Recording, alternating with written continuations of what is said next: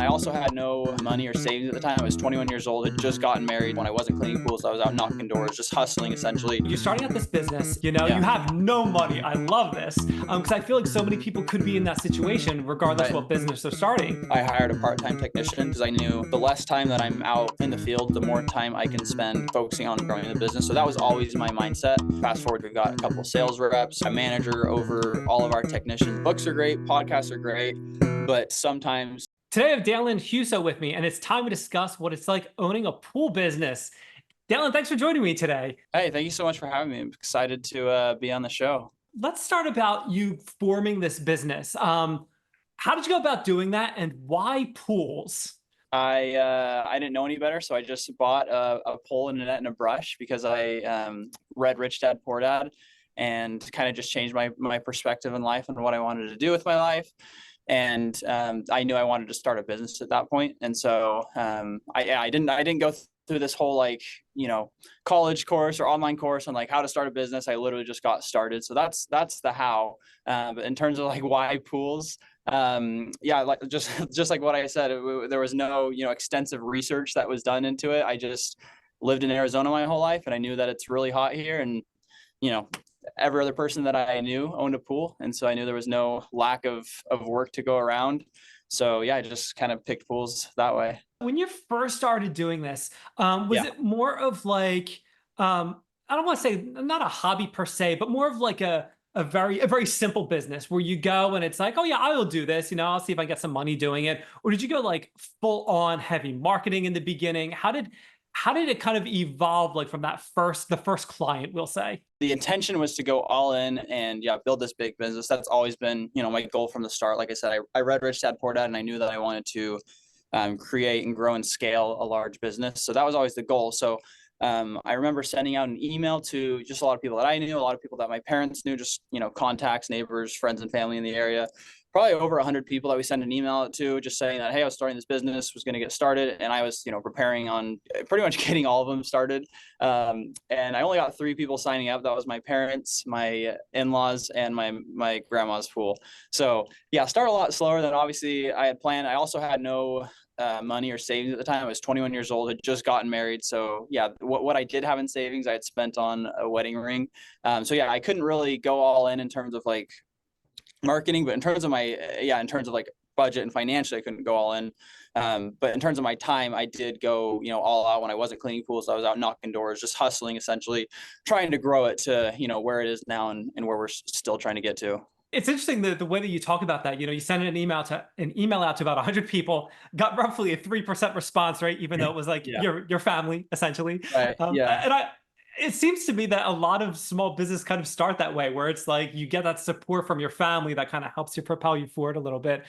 Let's talk about, you talk about knocking on doors. Were you literally out there like face to face trying to get new customers? Talk to me about that and what kind of success rate you had with that, and the potential rejection or the slamming of the doors. What was that face to face, door to door process like? Yeah, so it's funny because I personally do not enjoy when I have a salesperson come to my door and try to sell me something. So I was very like hyper aware of that and how people are with salespeople. So I always try to put myself in someone else's shoes and like, what's the best way that I can approach this and go about this. So I really tried to approach it with a sense of like, hey, I'm actually just starting a new business. Like I'm cleaning your neighbor's pool, and I only said that if that was true. So I'd go clean one of those 3 pools, right, and then I would knock the entire neighborhood after. So like, hey, I'm just cleaning your neighbor's pools because we're so close by. We'd love to offer you your first month free or whatever. Just give them an opportunity to try us out before they commit to anything financially. And so yeah, I just try to be really respectful about it. I think people were really understanding, especially when I mentioned that I was, a new business owner. I was the owner myself. It wasn't just, some random sales guy bugging him.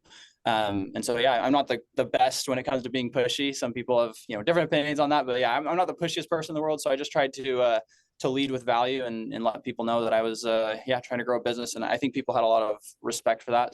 What about going back to those same houses that you've been to before? So if someone previously said no, and then you were again like in the neighborhood cleaning someone else's pool, and then you did the knock around again.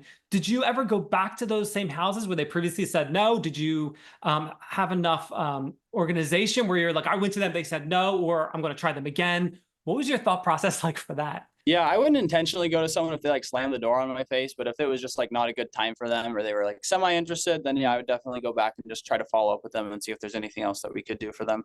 I love that, you're starting out this business. It's just you. You Yeah, have no money. I love this because I feel like so many people could be in that situation, regardless of right. what business they're starting. What other advertisement methods did you use that were of low cost? So, like that, you walked around, you knocked on doors, zero cost. It's just time. What other Right. things kind of like that did you try? I love that question because because people think that they can't start a business because they don't have money, but there are so many businesses. Number one, in the home service industry, that you don't need a big investment to start up. Like with pools, it's literally just like I said, a brush, a net, and a pole. And then yeah, quite a few other industries that are pretty similar where there's not a lot that you need for that. And then marketing as well. There's a lot of free or very low cost things that you can do. So that was a big thing I did. Social media is a huge thing, and it's even better now than it was when I got started 5, 6 years ago. You've got Instagram and Facebook and TikTok, which are all just completely free platforms that you can go on and post and just really just post like what you're doing about, because people are always like, oh, I don't know what to post, I don't know what to say, but you literally just have to, like, while you're out at a job, just pull your camera out, take 30 seconds, just explain to the camera what you're doing. Or even if you don't want to talk to the camera, show them what you're doing, and people enjoy seeing that too.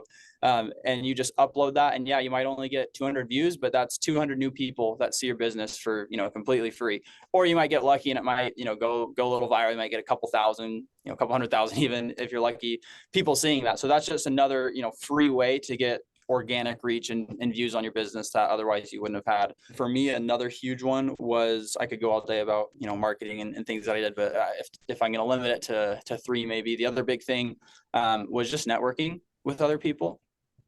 So a lot of networking with people, not just within the pool industry, but outside of the industry. And my thought process always going into it was, number one, lead with value. So how can I help this person? Because I don't want to just go in and be a leech and try to like take. I want to see how I can give and be, someone that's of value to them.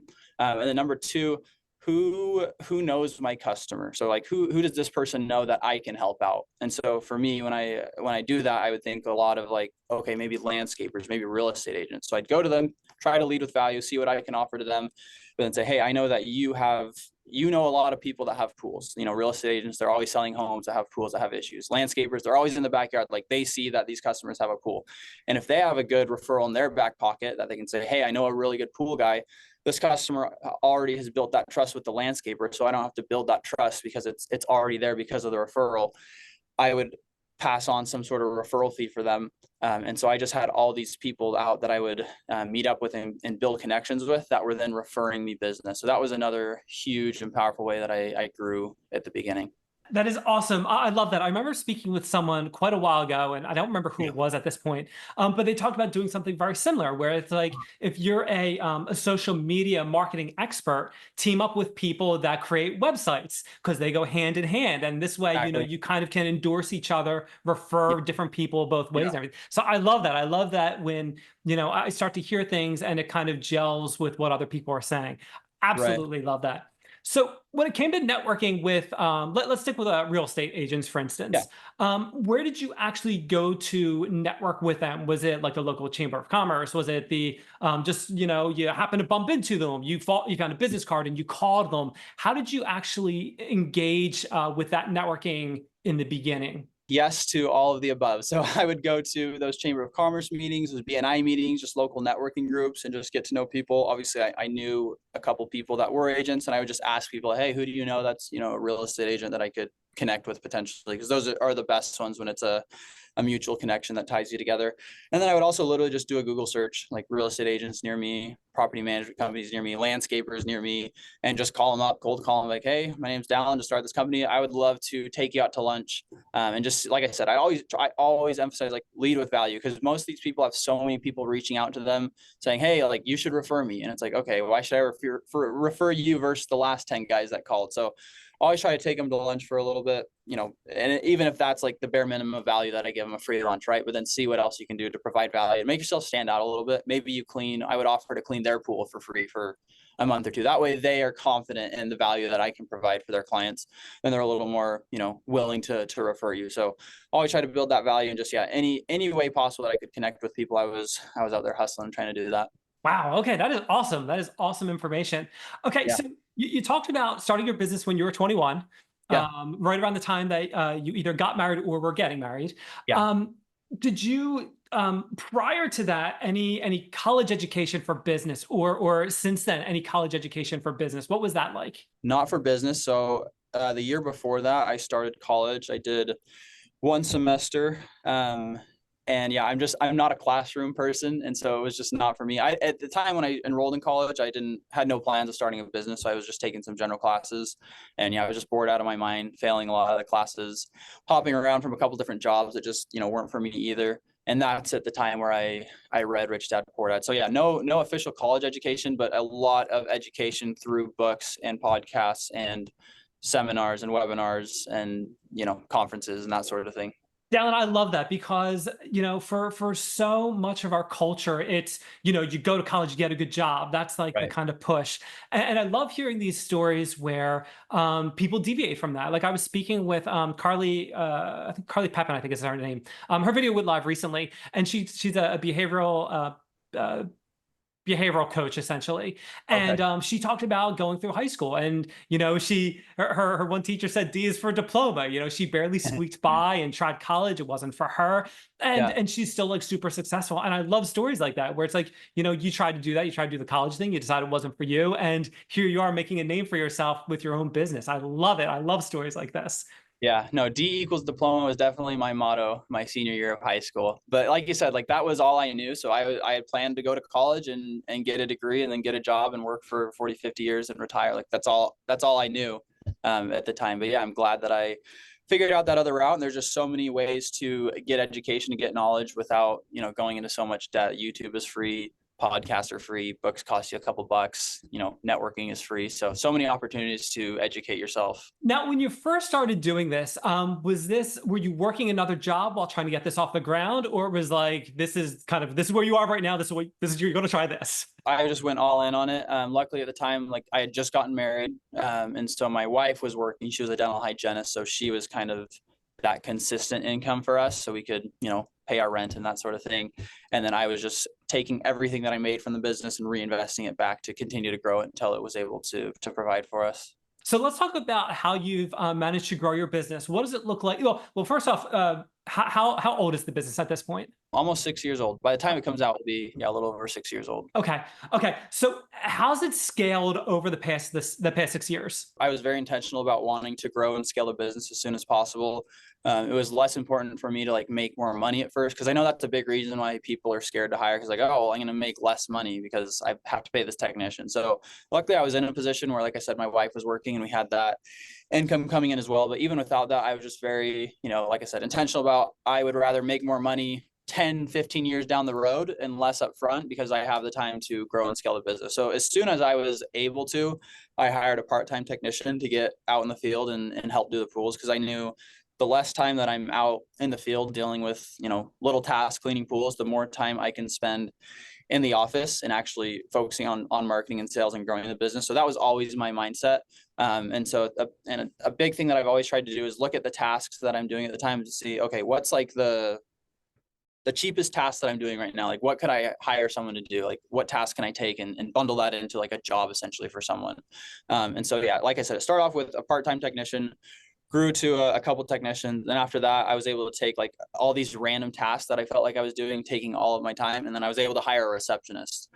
And so she was able to take those phone calls, handle some billing, and then that really freed me up for marketing and sales. And that's when I was really able to get the ball rolling for a couple of years. And then, yeah, fast forward to now, we're at a place where we've got a couple of sales reps, and we've got a manager over all of our technicians that handles, all the operations. So I don't really have to mess with that. And yeah, we just got a team that continues to grow, and yeah, adding more people any chance we get. Because yeah, like I said, I'm still have that same mindset. Like, yeah, I could make more money right now, I could fire 2 or 3 people and handle that stuff, but like, I'm looking at the long-term goal. I want this to be successful long term. I'd rather make more money 10, 15 years down the road and just continue to keep the ball rolling and grow the business and scale right now. That is awesome. So smart. That is fantastic.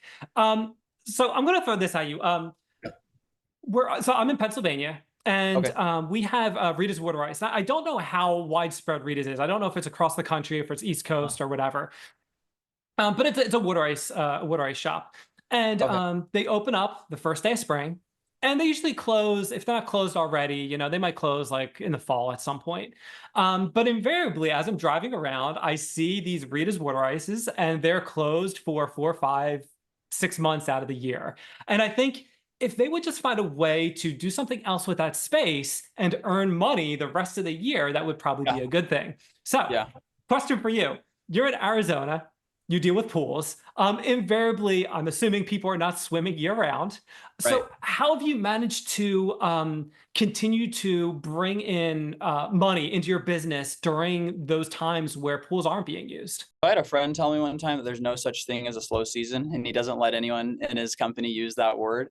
And so it just really makes you get creative and think, how can I stay busy? Like you said, half the year people aren't really swimming. So what can we do to keep our guys busy, keep revenue coming in, keep the doors open? So a big thing for us is educating our customers because yeah, you're swimming in the summertime. We need your pump to be running, but there's a lot of maintenance that we can do on the back end in the wintertime where we have your pool shut down for a couple days. We can drain it. We can do an acid wash. We can clean your tile, get it looking really nice, and it's going to save you money in the long run. So that way, when the summer does come, you're saving money on chemicals. You're swimming in a cleaner pool. We do all these upgrades in the wintertime while your pool is shut down. So yeah, it's really big on pushing education through our emails, through text messages, through our social media, and just letting people know about the things they can do in the wintertime, offering incentives to do those things in the wintertime too. That way, our team stays busy when the weather slows down. That makes sense. Yeah. Now, for you, do you typically work with clients under contract? Do you allow them to do like a one-time only, 3-month packages? What has been most successful for you? We're really confident in our services and that people are going to be happy with the service we offer. So we don't want to lock anyone into any sort of long-term contract because we know things can change, life happens. You could have some catastrophic event, you might move, and we don't want to create this nightmare of event because you locked into this 12-month or 2-year contract. So it's just month to month for us. We found that people are more willing to sign up and give you a try when they like to pay 1 month at a time. Obviously, we ask for a 30-day notice when people do want to cancel.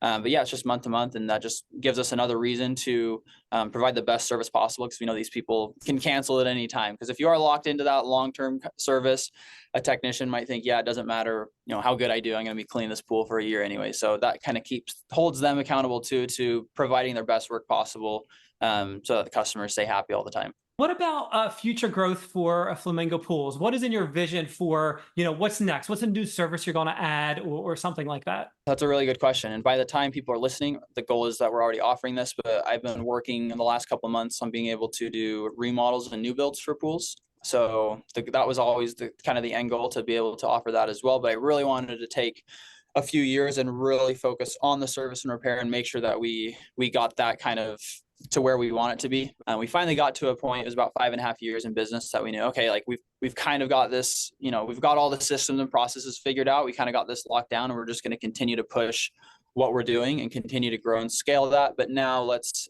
take some time and focus on, tap into another source of income there, because a lot of our customers do have older pools, they do need remodels, and so we can target them. And then now it gives us more opportunities to target their friends, because we're always asking for referrals, but not everyone has a pool. So now not only can they refer us to their friends with a pool, they can refer us to their friends without a pool that need one built. So it just gives us more opportunities to continue to spread the word and grow. So we're excited about being able to offer that pretty soon here. If someone wants to do what you're doing, what is a good way for them to actually learn about how the pool systems work, or the pumps, or the acidity, or something like that? Have you since gotten any certifications? Have you taken any additional classes? Have you just learned online, podcasts like you were saying before? How can people get like more of that type of information rather than just how when you first started? I did skip over this part, but when I decided I wanted to start a business, when I decided I wanted to do pools, I did work for a company for a couple months just to kind of get that under your belt. I would say to reach out to someone, whether it's pools or whatever industry, reach out to them, be honest with them. Like, hey, I'm wanting to start a company. I'm just kind of hoping to learn the ropes. And you could be an employee, or they might just, they might pay you a little bit to help them out, because some people just need a little bit of extra help. So there's a lot of people that are willing to do that, and that'll just take you out, just so you can kind of get a feel for whatever industry you're going into. But yeah, I did read listen to a lot of podcasts as well while I was out there cleaning pools, learning more about like the chemistry, because it'll take you a couple of years before you come across every potential issue that's going to come up. And so listening about and learning online about those things is helpful as well. So I did a lot a lot of podcasts and educating myself on the industry as well. That way I was confident that when I did get started, I knew enough to, take care of the customers' pools. Yeah, and this is really, really awesome information, not just from starting specifically a pool business, but starting any kind of business. Yeah. This information is really, really awesome. One thing I like to do when I'm speaking with someone, I like to give them the opportunity to talk about a project they're working on, a cause they believe in, more about their business. So if there's something you'd like to discuss, I'd like to hand the floor over to you for a few minutes. Cool. Yeah, I guess like just kind of a general cause and idea that I believe in is just kind of what I talked about earlier, just providing value. And so when it comes to starting a business, I think you'd be surprised how many people out there that are willing to help out. And so if you reach out to someone and you can, offer any sort of value to them, I think you'll be surprised at their willingness to help you and help you get started. Because like I know when I first got started, I would have loved to have someone like me kind of like walk me along the way, save me some time. Cause I think I could have gotten to where I am. I could have cut 2 years off probably if I knew some of the stuff I knew now. So I think there's so many people out there that are willing to help. And yeah, books are great, podcasts are great, but sometimes like you want to talk to someone that has done what you're doing in your industry, in your area, and they have like so many insights that they'd love to help out with. So yeah, I would say reach out to someone, because owning a business has been the greatest thing for me and my family. So that's just, yeah, a general cause and idea I believe in is just starting a business, providing for yourself and providing for other people as well.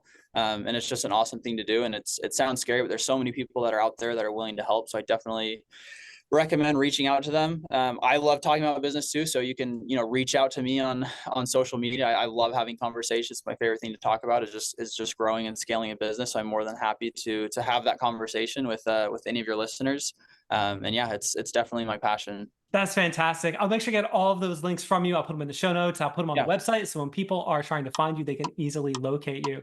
Dallin, it's been absolutely awesome having you on time to discuss, and we learned not only what it's like to own a pool business, but own a business in general. Hey, thank you so much for having me on. It was great chatting with you.